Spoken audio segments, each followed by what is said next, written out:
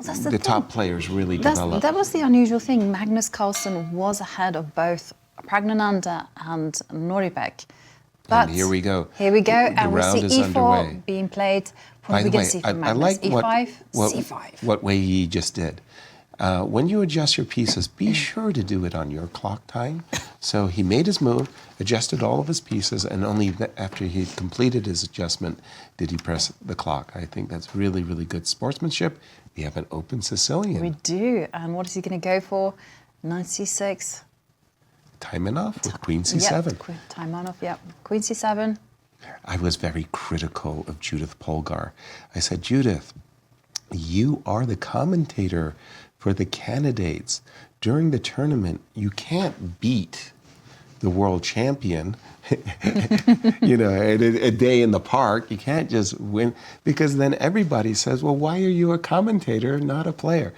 She famously crushed Magnus in a time and off Sicilian where Magnus made an oversight with his queen. Castles is on White's agenda as he looks to try to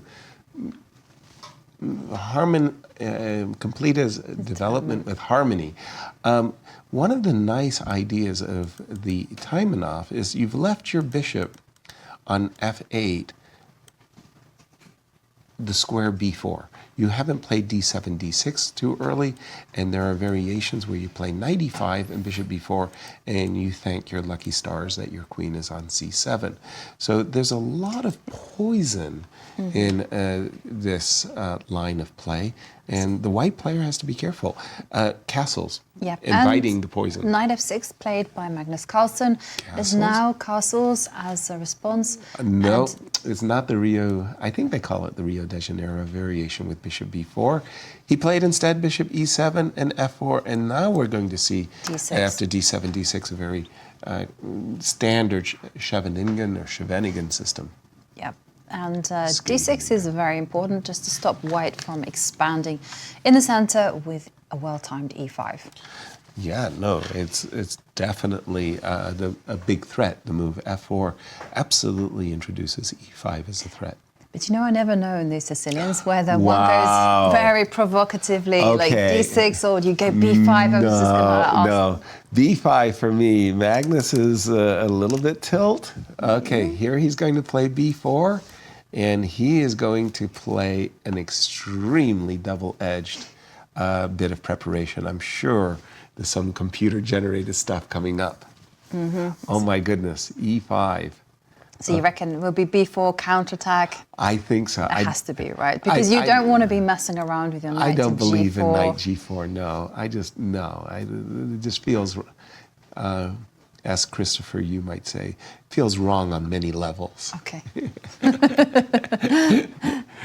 Well, it absolutely is. Okay, but Magnus, less than 3 minutes on the clock. Yeah, he's actually... he may be trying to remember what his preparation was, but it has to be b5, b4 base. What would you do after b4, by the way? I'm not a Sicilian player. Would you be playing knight b5? Would you? And finally, it took him. It took him a whole minute. Yeah, I wanted b5 to. come. Yeah, Queen. Forgive me for saying it's just guesswork on my part, but I've been around. I've seen a lot of really double-edged, sharp Sicilians, and this is one of them. If you don't know these positions inside and out, you can lose them on either side in a trifle. It's just at the moment you're threatened with almost a certain loss. Rook takes a2, so you can play bishop to c4, you can play king to b1, but whatever you do, you got to know your stuff. Right, king b1 looks the most natural because the bishop on c4 could be overloaded, right? Bishop c4 does invite d5. That's exactly right. And also the bishop is covering the a2 point on a different diagonal to the knight on b5. And as we know, a bishop can't dance at two weddings. Does that go with the dead lion? Yeah. You never heard that one? The bishop endings, they're very right. Yeah. Okay, you've got the bridesmaids. Like this, sure. yeah, exactly. Okay. Okay, that's where that comes from. Magnus, and you can see on our spy cams, these were special cameras developed by Spectrum Studios. You have a view of the players. This is like literally what it's like to play against Magnus. And you can see from Magnus, half board. What expression do you read into that, Jovi? With Magnus, I find it very difficult to read. Sometimes, Yeah. to any normal person, he would be looking like he's bored, but probably he's in intense focus. And, well, were you having a pause? And I was just going to Knight ask this, D6, knight check. D6. Quite Queen. the surprise. And the big question So, is, get greedy, right? Queen. What's going to happen after queen takes queen, rook takes queen, and snatch that pawn on a2? that's the question that he's going to ask and answer. Rook takes a2. So he's going to count that after king b1, he wants to drive the rook back, and he's hoping that he'll be able to plant his bishop on the c5 square, which I wouldn't allow, by the way. I would probably drop back with the rook to cover the c5 square. And here they are. The players are catching up with us. Rook takes a2 is on the board, king b1 on the board, and rook a5.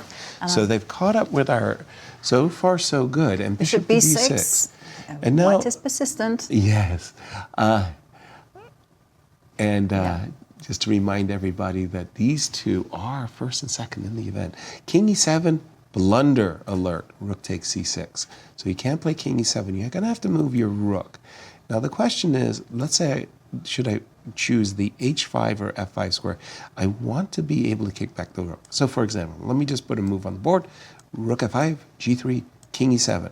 If you move the rook away, then I get to play d5. And even at the cost of an exchange one day, you might win an exchange, I'll be a happy camper. Wait for this. Rook a8. He didn't expect that. Follow your advice. Maybe he was worried that his rook would be just caught on the fifth now rank. with But the now move- bishop b5, big threat. Rook takes knight on the board. Not bishop takes c6, but rook takes c6. And once again, king e7 now simply walks into bishop c5. I think it's time to get out of dodge. I think it's time to castle and say, go ahead, win your pawn back. He's got knight to e7. Magnus, oh. Okay, well, the knight is going to come to d5. True that. Or knight to f5. Okay, But, so let's imagine rook to d1. So, and then do you want to play knight to d5? Well, I tell you something that's really concerning me. If white stops the knight getting to f5, With g4, for example, with yes. g4, Yes. and if the knight comes to d5, Yes. that You want to rook on d6 is at some point going to sacrifice itself On for the d5? knight. Yeah. Okay, so one line that you might be thinking about is, for example, Okay, rook to d1, yeah. knight to d5, and whether this rook or the other rook sacrifices itself. But at the end of the day, what do I really have? I have, well, I don't know. I see a whole lot of trouble. Like if you do not with the d rook, the rook on d6, you try the other one. this one, Yes, okay. and let's get checking. Checking or bishop c5. Checking, I'm going to go king f8, king around. Yeah, but that kind of position also really reminds Okay, me of let's go. some. Yeah, let's go. You've got your tactical checkmating books, Yes, king. Okay, let's lift up the board. and away we go. Yeah. I don't think it's there, but you're right. I mean, it's dangerous. These are the dangers. And the clock times have to be significant. It is because Wei Yi has 1 minute and 15 seconds. And he has played rook d1, and we might be seeing the sacrifices you just espoused. Yeah. Ooh. It's something that both players will no doubt be calculating because it's very scary, right? Oh, to be playing no a rook question. against two bishops, and this is why Magnus goes back to b8. He wants none of that. Okay, so it's now Wei Yi's opportunity to take on d7 with a check. Bishop takes d7, bishop takes d7, rook takes d7. Alert, I am threatening checkmate. Alert. So again, getting out of dodge with castles might be advisable, but this is a big moment. Yeah. Bishop takes d7. And Wei Yi now under 50 seconds on the clock. The question is... I don't like the way Magnus has played this. Frankly, I think after bishop d7, I mean, it's just... He's reaching for the bishop. No! It's not in Wei Yi's style No! to cash in his chips early. Wow! Bishop d3, maintaining the pressure. Okay. That is quite It's very a remarkable bold. move. Bishop b7. Wow. Now, but okay, this knight can come to c8. I am kind of stunned. Knight c8 makes perfect sense to my eyes. Bishop f3. 30 seconds. Okay, bishop f3 instead, attacking the rook on d1. Well, first of all, that opens up the rook so that the move knight c8 is a fork. Give me the rook on d1 as well. Rook to f1, bishop g2. And suddenly, this move, bishop d3, I think, has given Magnus a great chance, suddenly. And both players around 25 seconds on the clock. They only get a 2-second time bonus per move. And knight c8 attacking the rook and the bishop on the board. Bishop counterattacks the rook, but rook to b7. And here I we think see, Magnus is going to be out of this and for choice now. Wow, that was an extraordinary series of moves there by the players. But the complexity continues, Yasser. It still does. You're absolutely right. I like Black's position very much. It looks very comfortable. Black is going to be the one able to open up a line on the king side. But on the other hand, if White's b-pawn starts motoring... No, it's all about Black. Yeah, okay. H4. 11 seconds. And Wei Yi wasn't sure. He almost touched his rook. Takes. And 11 seconds to what? Well, Magnus is 25 seconds now. Okay. And now knight jumps into the middle. Threatening knight takes g3. Ooh, king b4. King b4. He allowed knight takes g3? No. Yeah, Magnus is winning. Yeah, now the It's f pawn will be falling. It's over. Oh. It's over. Well, Wei Yi trying to create some imbalances. Look at what he's doing with his king. I don't know what he's up to. The king is going to move to okay, bishop a6. This b pawn, do not underestimate it, Yasser. No way. Okay, now get going. b4. e5, d4. d4 played. No, this is maybe. How many? It's 3 connected pass pawns for Magnus, or 4 connected pass pawns. But the players are playing on seconds. Anything can still happen, Yasser. No, it's all Magnus. I'm sure it's all Magnus. Why didn't he play? Well, okay. Bishop takes pawn. Knight takes bishop, and now rook e2. Sorry, rook e6. Rook e6. Rook takes knight and e2, and Wei Yi will have to give up a rook. Yes, he will. So, queen. Queen.